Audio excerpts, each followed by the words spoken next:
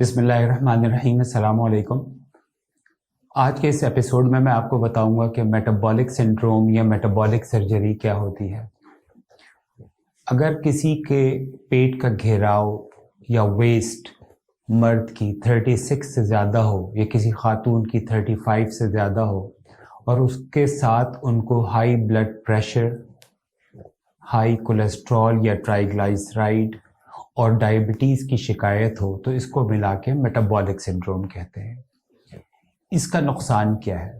اس سے آدمی کی عمر میں کمی آ جاتی ہے، صحت کو لاحق خطرات جیسا کہ فالج یا اسٹروک اور ہارٹ اٹیک سے اموات کے خطرات بہت بڑھ جاتے ہیں۔ اس مرض کے علاج کے لیے جو ہم سرجری کرتے ہیں اس کو میٹابولک سرجری کہتے ہیں۔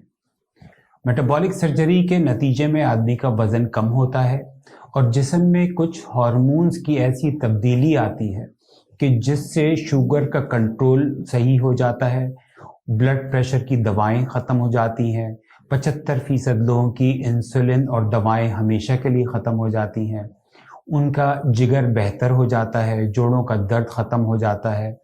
تو اس طرح ان کی زندگی ان کمپلیکیشن سے بچ جاتی ہے جو ان امراض کے نتیجے میں ہوتی ہیں۔ ہم اپنے ادارے ڈاکٹر اوبیسٹی کے اندر میٹابولک سنڈروم کی اسیسمنٹ اور اس کا علاج کرتے ہیں۔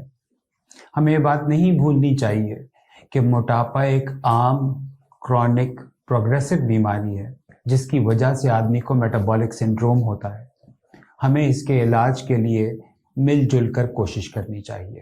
خدا حافظ۔